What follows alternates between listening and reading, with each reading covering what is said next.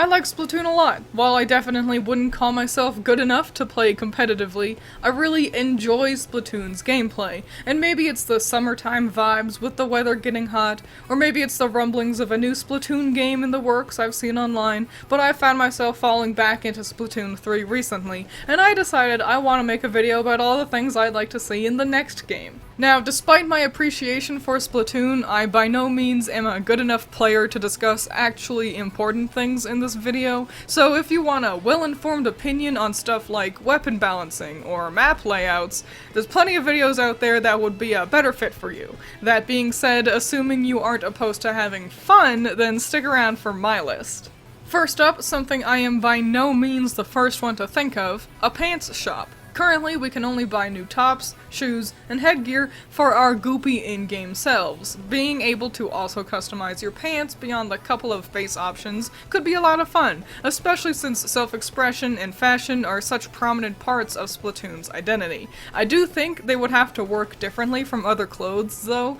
Gear can have a handful of abilities unlocked for them currently, and adding 5 more ability slots or whatever with pants sounds like too much, I gotta say. Instead, I think having something like your sub-weapon / special kits attached to pants could be neat. In Splatoon 3, kits are hard-locked to a weapon, but letting the players mix and match kits and weapons is something I think a lot of players would really jive with. On the topic of gear, more clothing variety in general would be great. I get why Splatoon really favors the street fashion / athletic aesthetic it's got, but eventually you realize you aren't gonna find some cool new shirt in a sea of just graphic tees and jackets. Having more variety allows players more ways to customize themselves and gives us a reason to keep coming back to the clothes shop every day. Gonna keep this part short cause, like I said earlier, I'm no Splatoon expert, but I do hope they continue to release new weapon types, mostly because I feel like I kinda suck with all of them, but for real, none of them have super clicked with me, and I think the devs are creative and competent enough to at least have more cool, fun ideas. New modes would be great. Listen, I love Turf War, I love Salmon Run, but I think giving players just a few more options to shake up the normal gameplay loop that casual players like me fall into, lose Turf War for a bit, play Salmon Run until the internet fucks you, do the card game for a couple rounds, repeat. The ideas I could come up with a little help from my roommate, are: number 1, a 4v1 where the 1 is cleaning ink, like they could have a special weapon that either shoots water, Mario Sunshine style, or a vacuum, Luigi's Mansion style. 2, let us do the 3-way Turf Wars casually. For being the big gimmick of Splatoon 3, these feel incredibly underutilized. Number 3, a mode where you can't splat enemies would be wild. I can't guarantee it would be balanced at all, but you can't deny that it sounds bananas. 4, my roommate suggested some kind of platforming race, leaning into Splatoon 3's really satisfying sense of motion and movement. I think for this one, weapons would have to be locked. But yeah, those are what we could come up with. Feel free to share your ideas of a different mode to play, cause I bet it's probably better than mine. I want to be able to play as a Salmonid. Make them kids like the Inklings and Octolings, or keep them little Skrunklies. Either way works, I say. Salmon Run is perfect, no notes. More single-player activities would be pretty welcome. A big thing that had me walk away from Splatoon 3 was the fact that I was so rarely able to connect to a game during its first couple of months. So on days like that, players may want more to do than the main story and card game options. Here are the things that I thought of. Let us cook our own meals. I love the vendors, but maybe if the player cooks their own meal, we could customize what rewards we got more, or something. And maybe you can serve up dishes for other players to choose at the food vendor instead. I don't know, it could be a cute minigame. Give us a little club where we can see live performances of the many bands somewhere to unlock music tracks and stuff. NPCs could give us band lore of whoever's playing, and we could buy their merch. And of course, during Splatfests, they do live broadcasts of the idols' performances outside. Once again, feel free to share your ideas, I'm sure they're great.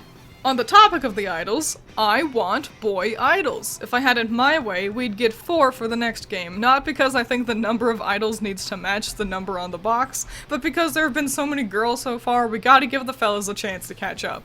There are 2 ways they could approach Splatfests like this. If they want to keep the 3-way battle thing, then 3 of the guys could choose their team, and then like, the leader would stay neutral.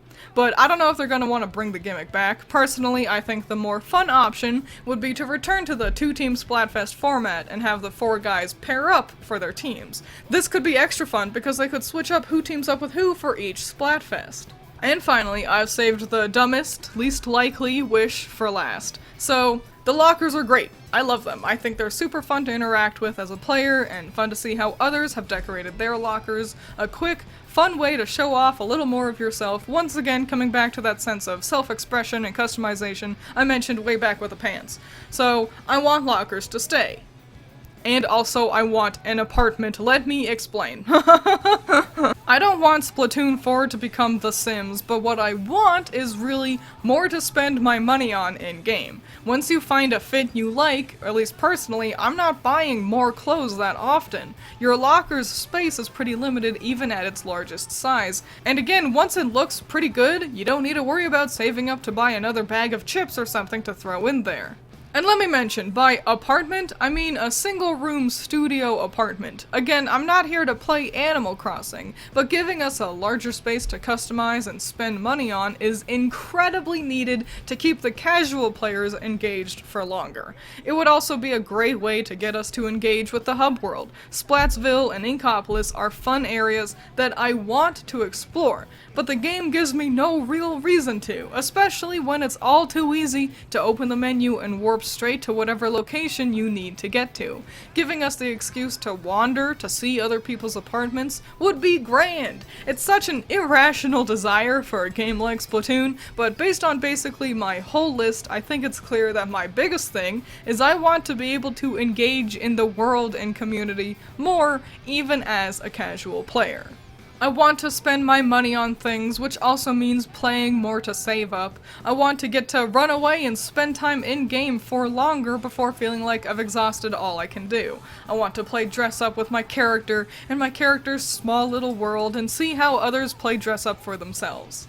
Like I said at the beginning of this video, these aren't like major things the devs should be listening to, but I do think a lot of players' experience with Splatoon does wander closer to the casual side like me, and I don't know, maybe other people are chomping at the bit to see live performances of their favorite Splatoon bands too, you know? I at least hope you can see where I'm coming from with my silly little list. Don't be afraid to share what things you want to see most in Splatoon 4, and I'll see you around. Wow, thanks for sticking around till the end here. I don't expect this video to do super well. A channel that predominantly talks about Pokemon and Project Sekai suddenly dropping a Splatoon vid like, hello, who are you? So yeah, if you did click on it and watched all the way through to hear me here at the end, you're super. You get a gold star. And you can let me know that you got that gold star by including one in your comment. It'll be like a cute, secret little code. Okay, thanks again. Adios.